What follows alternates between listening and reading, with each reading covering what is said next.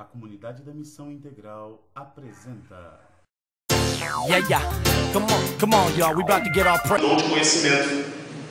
Então abra sua Bíblia em 1 Coríntios. Nós temos visto todos os dons da Bíblia um a um, né? Então hoje chegamos no dom de conhecimento em 1 Coríntios capítulo 12.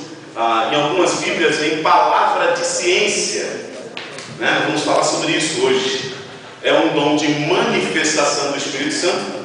Tem dons que vocês sabem que são dons de Romanos 12, que são os dons de motivação. Lá, os dons já estão com você e você manifesta quando quer. Entendeu? Os dons de manifestação, que são de 1 Coríntios 12, ele não se manifesta quando você quer. Ele se manifesta quando o Espírito Santo quer se manifestar. Essa é a diferença. E temos os dons de Efésios 4:11, que são os dons de ministração. 1 Coríntios 12 diz: ora, a respeito dos dons espirituais, não quero, irmãos, que sejais ignorantes. Vós bem sabeis que quando erais gentios, deixáveis levar aos ídolos mudos conforme erais guiados. Portanto, vos quero fazer compreender que ninguém que fala pelo Espírito de Deus diz Jesus é anátema, maldito. E ninguém pode dizer Jesus é o Senhor, senão pelo Espírito Santo.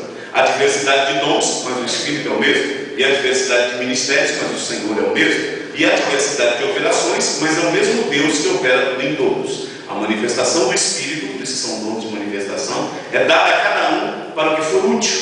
A um pelo Espírito é dada a palavra de sabedoria, a outro, pelo mesmo Espírito, a palavra de ciência, ou palavra de conhecimento. É essa aí que nós vamos trabalhar hoje, a palavra de conhecimento. Entenda bem, meus irmãos, os dons de 1 Coríntios 12 não são dons que você usa quando quer. Novamente vou voltar a isso. São dons de manifestação. Tem muita gente falando que usa esses dons quando quer e não usa. Usa quando Deus quer usar. Por exemplo, você não cura quando quer, cura? Não. Um pastor ele tem poder de curar quando ele quer curar? Não tem. E se tivesse, me apresente ele quando vamos visitar os hospitais para esvaziar os hospitais do Brasil. Já que ele tem um dom, a gente vai só na calçada, assim, a gente estende a mão já para os pacientes terminais, né? Vamos esvaziar os hospitais. Se você conhecer alguém que tem assim, dom sempre, ele quando ora cura sempre, eu vou largar o ministério e vou fazer o ministério hospitalar. Vou acabar com os hospitais do mundo. Porque não existe isso. O dom se manifesta de acordo com a vontade de Deus. E a palavra de conhecimento, o dom de conhecimento não é diferente. Vem da palavra grega gnosis, conhecimento. Muitas vezes já ouviu falar sobre o gnosticismo, não é verdade? Quem já ouviu falar sobre o gnosticismo? O gnosticismo era uma doutrina, existe até hoje, que prega o conhecimento, né?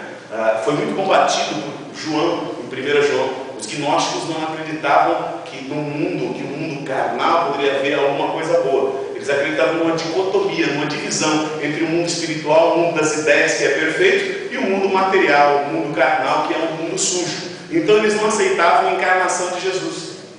Por que eles não aceitavam a encarnação de Jesus? Porque como o perfeito podia se encarnar no perfeito?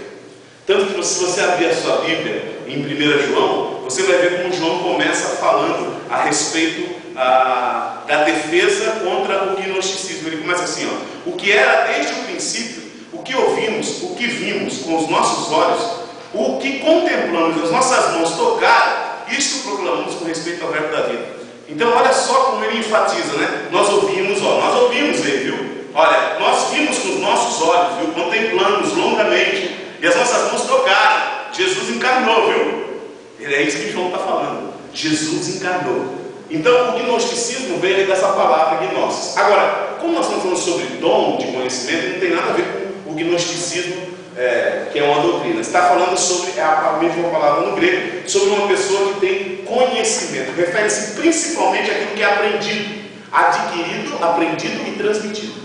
É uma capacidade sobrenatural de você aprender e transmitir. Ok? Isso é conhecimento. Conhecimento, ele tem a ver com a descoberta da verdade. Ok? Não é aplicação. Se lembra, semana passada nós falamos sobre o dom de sabedoria, lembra? O dom de sabedoria tem a ver com aplicar o conhecido. Não é uma pessoa que conhece, é uma pessoa que aplica o que se conhece. Ele sabe pegar os ensinamentos da vida e colocar em prática no dia a dia. Isso é dom de sabedoria. Dom de conhecimento é aquele que tem a capacidade de descobrir a verdade, ao passo que o dom da sabedoria tem a ver com a aplicação da verdade na vida. Ok? Você entendeu isso? Quem tem dom de conhecimento descobre a Verdade. Tem o dom de sabedoria, a capacidade de aplicar a verdade. Fala para o irmão aí. Dom de sabedoria, aplicar a verdade. Dom de sabedoria, aplicar a verdade. Dom de conhecimento, conhecer, descobrir a verdade. Dom de conhecimento e conhecer. Ok? E isso é um dom, viu, irmãos? Isso é um dom sobrenatural que Deus dá a algumas pessoas. Capacidade de descobrir, fazer descobertas da verdade. Quais são algumas características de uma pessoa que tem dom de conhecimento? Primeiro, a pessoa dotada do dom de conhecimento, ela sabe aprender. É uma pessoa que escuta. Ela é capacitada sobrenaturalmente a aprender o que está sendo passado. De maneira sobrenatural, não é uma coisa humana. Deus capacita a pessoa a reter aquilo que está sendo passado. Deve-se esperar que ela obtenha a verdade antes que os outros. Porque ela tem capacidade de reter a verdade antes dos outros. E também que ela origine novas ideias. Entende? Como ela vai reter a verdade antes, ela vai pegar essa verdade e ela vai escarfunchar a verdade. Então ela vai saber sobre aquele assunto. A capacidade de Deus deu a essa pessoa. Segundo, tal crente, ela anela por aprender. É uma pessoa que tem sede de ler, tem sede de estudar, tem sede de pegar a Bíblia, ler tudo que cai na mão dela. Não é só a Bíblia, não, ler tudo. Tudo que cai na mão, ela passa nos olhos, entendeu? Por quê? Porque ela tem sede por aprender. A sua atenção, ela concentra-se por muito tempo e é capaz de absorver e reter imensa quantidade de informação. O Espírito Santo capacita. Você já viu aquele pregador pregando que ele cita num sermão 100 versículos? Sabe quantos versículos Estevão, antes de ser apedrejado no sermão dele, ele citou? 110 versículos. Entendeu? No sermão, no meio do sermão, o cara cita uma pergunta. Isso é pessoa que tem dom de conhecimento. A capacidade de reter imensa quantidade de informação que você fica assim. Eu me lembro de uma senhora chamada Dona Francisca. Aquela mulher parece que tinha Bíblia de cor. Todo vez que você falava, ela quando o pastor se perdia, lembra? Vocês conheceram o seu Gabriel? Conheceram o seu Gabriel? Dona Francisca? Conheceram. O Eudes, o Pérez, a Neide, conheceram. O seu Gabriel era um presbítero, né? Um capa macho, lá do Nordeste de Garanhuns, homem de Deus, né? E a mulher dele era um computador, era impressionante. Quando o pastor não sabia, aquele texto, meu irmão, ela tal e fala, tá.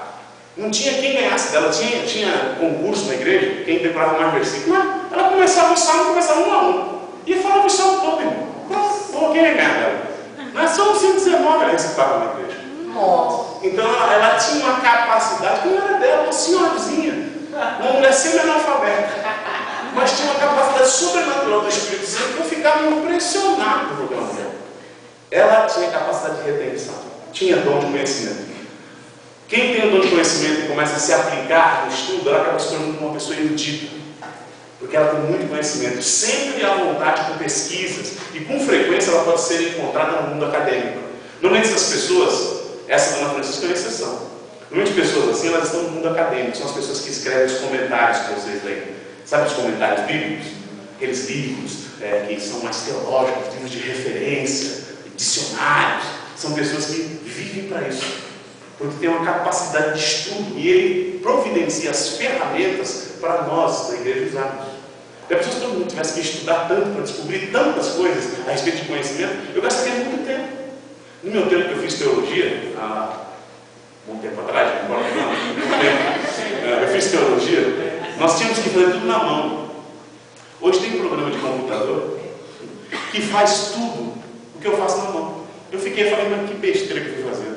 Fiquei 5 anos aprendendo a fazer esse negócio. Agora, claro, se o computador falhar, eu sei fazer.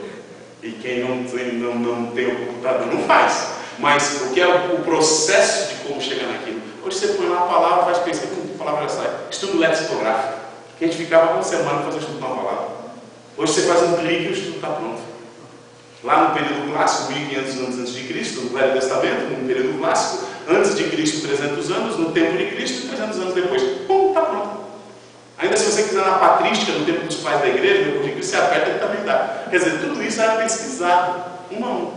Quer dizer, você leva uma semana para fazer o estudo de uma palavra, você leva um toque. Clique, depende do seu computador, se não é lente, você aperta e já vai a palavra. Se é lente, demora um pouquinho para processar.